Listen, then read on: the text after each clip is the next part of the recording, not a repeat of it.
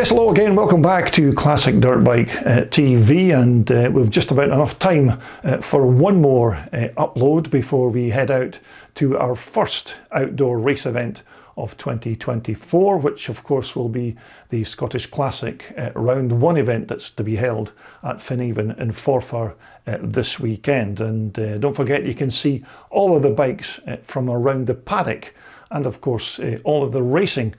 from that event shortly when I return. But until then, we're going to go back to the Terry Pickering classic bike collection, and we're going to take a look at another nice machine from Terry's museum of very rare motorcycles. So let's dive straight into that video and take a look at Terry's 1979 Cotton 250 EMX.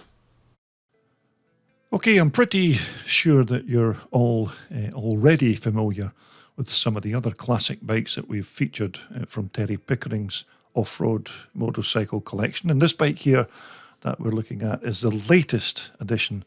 to the vast array of machines that Terry has in his motorcycle museum, some of which, of course, are super rare and one-off examples of some of the most iconic dirt bikes from around the globe. So this featured 1979 Cotton EMX 250 began its life as not even a bike at all initially, because this machine was all put together using many of the spare frame and engine parts that Terry has stashed away in his warehouse of old motocross bike parts. And you can see in these pictures here that Terry does have plenty building projects in the pipeline, which will probably keep him busy for at least the next 20 years or so, putting all of these bits and pieces back together. But Terry's collection isn't officially an off-road motorcycle museum, but it could quite easily qualify as one because of the memorabilia and all of the content of bikes that he has on display within this building, and with his spare parts department bursting at the seams with frames and engines, fuel tanks, and all of the other bits and pieces that go into building a rare off-road classic. More and more of these bikes are being added to his collection on an almost yearly basis. But as I said, our particular Cotton EMX 250 is just the latest machine to take pride of place among some of the quality classics in Terry's old school motorcycle lineup. But as we get back to our featured bike, now EMC Motorcycles was originally the brainchild of Mike Etoff, who was in his younger day employed by the iconic British car maker Rolls-Royce as a skilled metal worker. And in his spare time, he also designed and built chassis for Alan Clues at CCM. But it was only logical that eventually Mike would then leave his well-paid Rolls-Royce job and then cease making frames for Alan Clues and go into business for himself. And so it wasn't too long before Cotton EMC was then formed. And the reason that Cotton was part of Mike Etoff's EMC franchise was that back in 1976, local businessman Terry Wilson bought over Cotton Motorcycles, and Terry Wilson also had links with the Austrian Rotax engine manufacturer, and Wilson's company later went on to produce their own trials bike and road racer using the well-proven Rotax 250 two-stroke engine. And it was also around the same time that Wilson also snapped up Mike Etoff's small EMC Motorcycles concern, and then he merged it with Cotton, hence the title Cotton EMC. Although Mike Etoff soon then had to change his company's trading name from Etoff Motocross Components to the newer Etoff Motocross, or EMX, as it was more commonly known, because Mike Etoff soon learned that there was already a firm using EMC as a trading name, and he didn't want to get into any kind of expensive litigation battles in court. So subsequently, these bikes were then known as Cotton EMXs. So anyhow, let's get into the bits and pieces of our 250. Now, when Mike Etoff decided to build these motocrossers, as far as I know, only the frame and the bike's exhaust expansion chamber were actually made on the premises, and almost every other part required to put these bikes together was sourced from suppliers around the UK and in Central Europe. And basically, Mike Etoff decided that it would be far easier, cheaper and more efficient to buy in all of the parts than have the massive expense of tooling up the factory to make all the components themselves. And that way he could build the bikes quicker and be able to sell them at a decent and profitable price.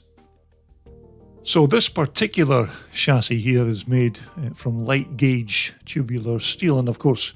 this was designed by Mike Etoff to take the Austrian-made Rotax two-stroke engine. But this frame here was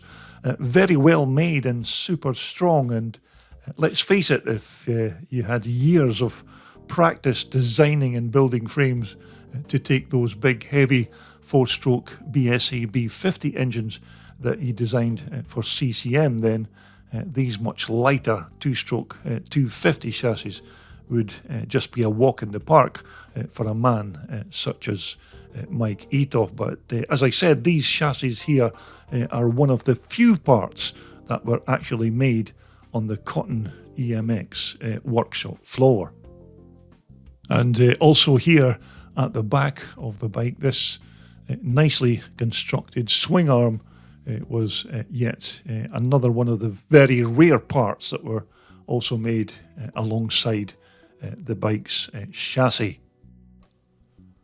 So when it came to Terry sourcing an engine that he could bolt into that EMX chassis that he found in his stores department, Terry had another rummage around and eventually brought forth another gem in the shape of a perfectly suitable Rotax two-stroke motor. And it just so happened that this was the perfect model that was fitted inside these Etoff frames back in 1979. But although this Austrian engine was fully intact and appeared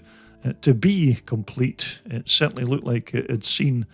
much better days. So obviously a complete strip down was carried out, and surprisingly the engine was in quite good condition internally considering its age, although as in every restoration or rebuild of a motorcycle engine, it was all fully refurbished with brand new crank bearings, seals, rebore,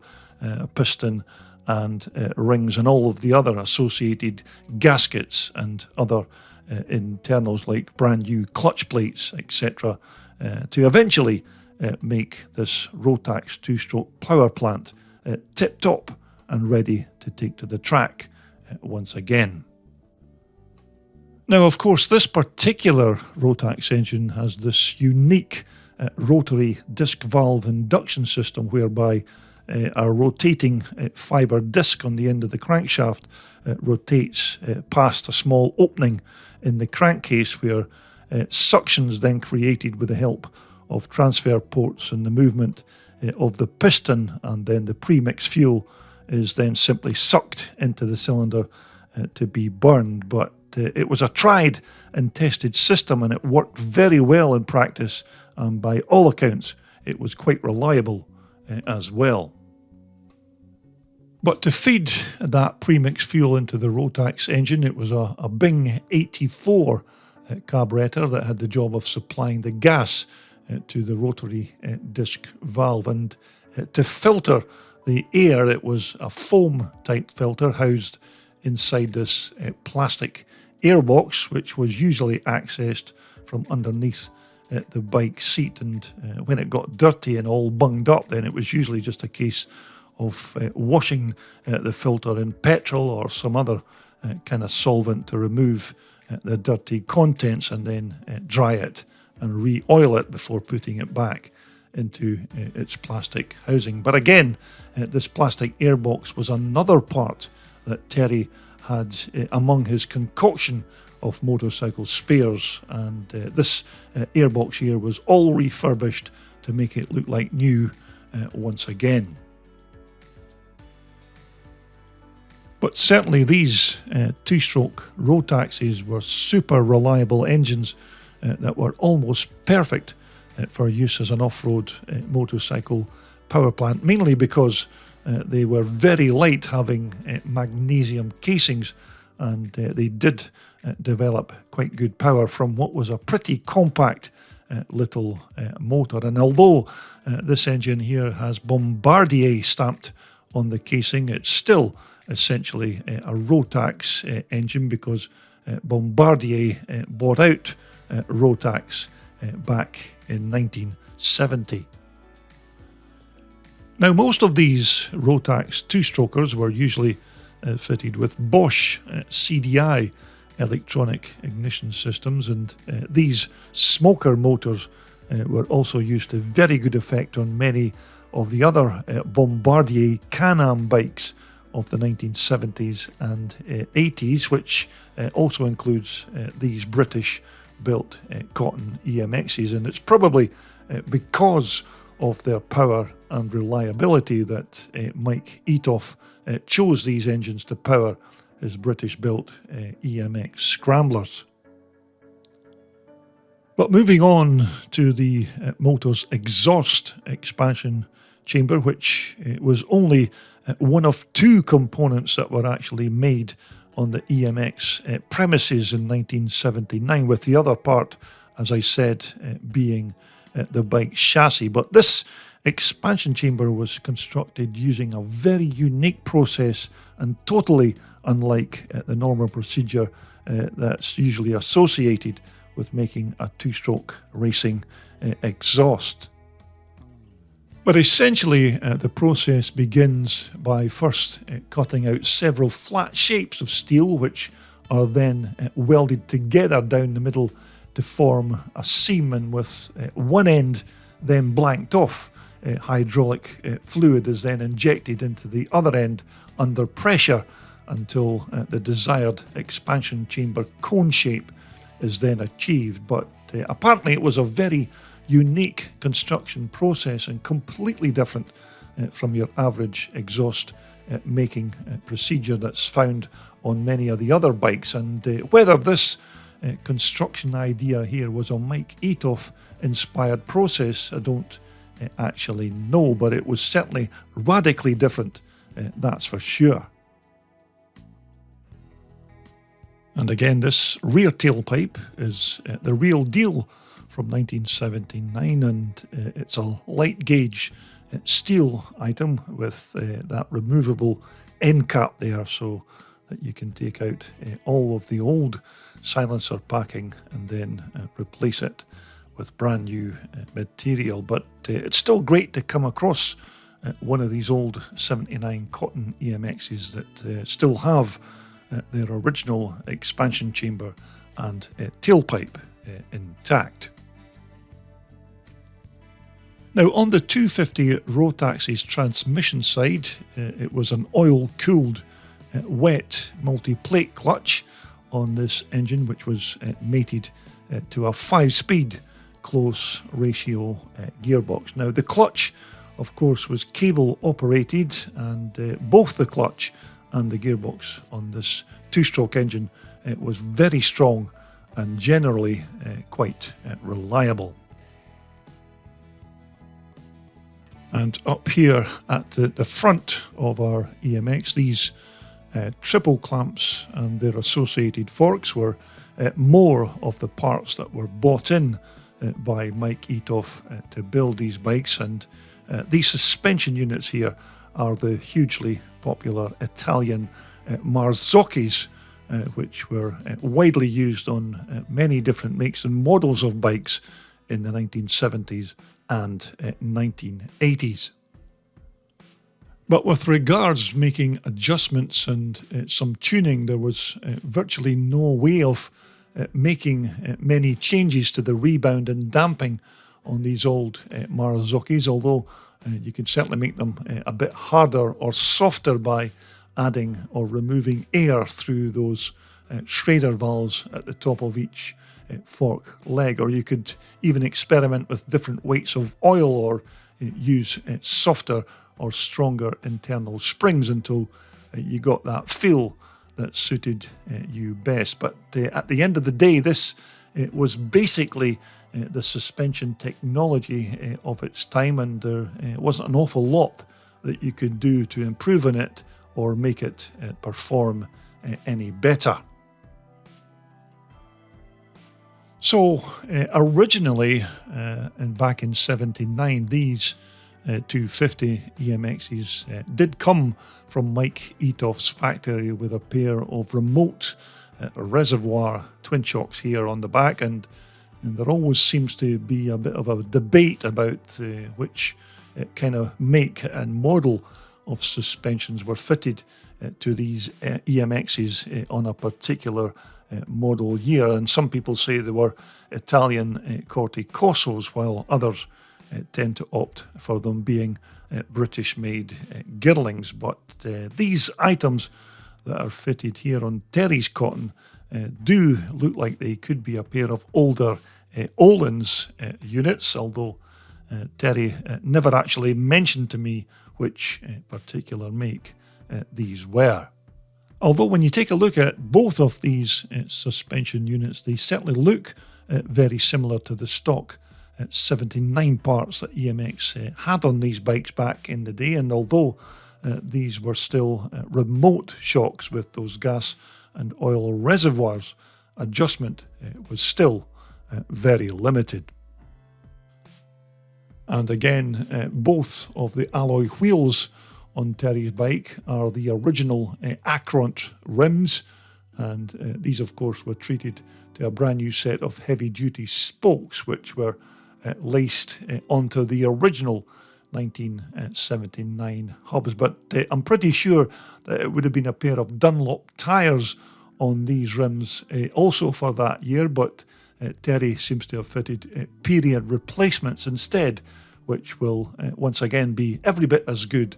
as the 79 originals. So here on the back end of the bike, it was treated to a set of new brake shoes, rear drive sprocket, and a brand new drive chain. Now, with regards to this bottom chain guide and roller, I'm not entirely sure if this was an original fitting on the stock Etoff racers in that year, or if this is maybe something that Terry's added later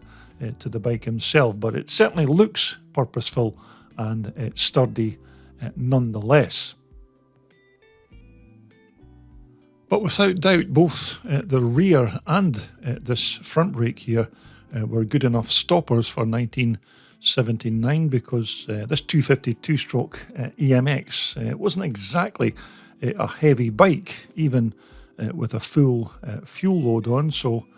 for an old school drum brake system, these again did their job very well. Now, when Terry began the building of this bike, he already knew that he had an old Cotton EMX plastic fuel tank buried among his motorcycle paraphernalia, but when he dragged this particular plastic tank out from its hiding place, he discovered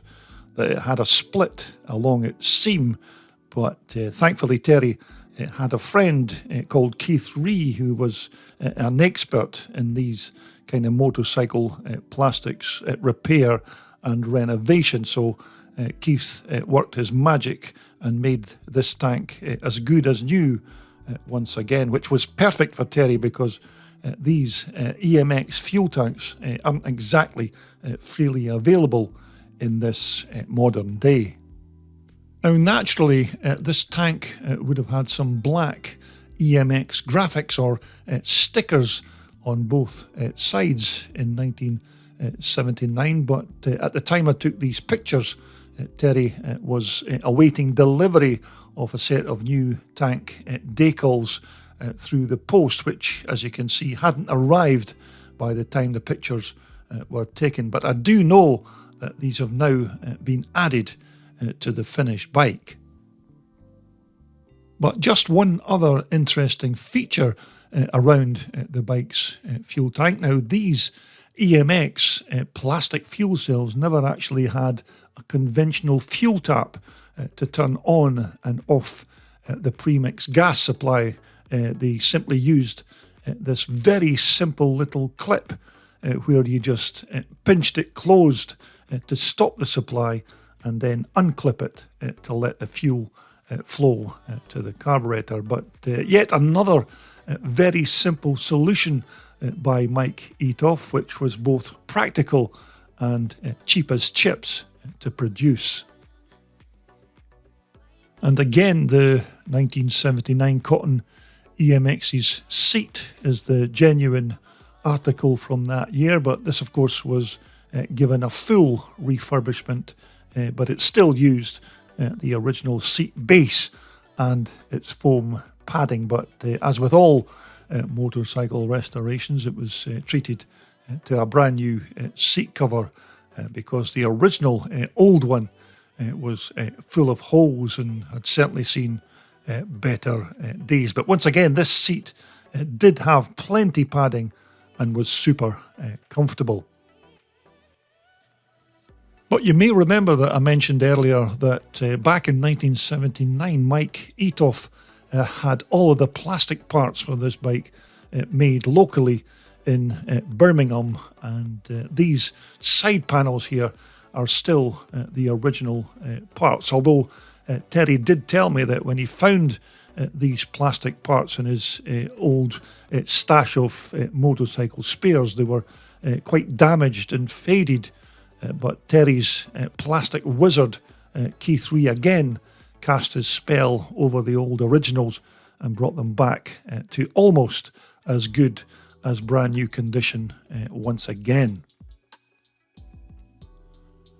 So both of the bike's rear and this front mudguards are a pair of Italian-made Still motor parts, which, as far as I know, were quite often fitted onto these EMXs, but as in the bike's side panels, these again were both fully reconditioned by the skillful hands of the plastic doctor himself, Keith Ree, at his Holab Concepts facility.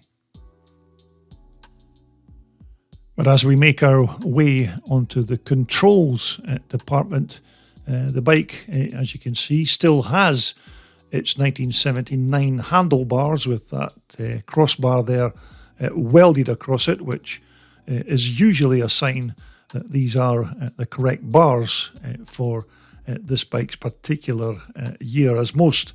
off-roaders in the 1970s did have these crossbars welded on rather than using those alloy clamps that are now all the rage on modern motocross race bikes. Other parts like this clutch lever, the grips and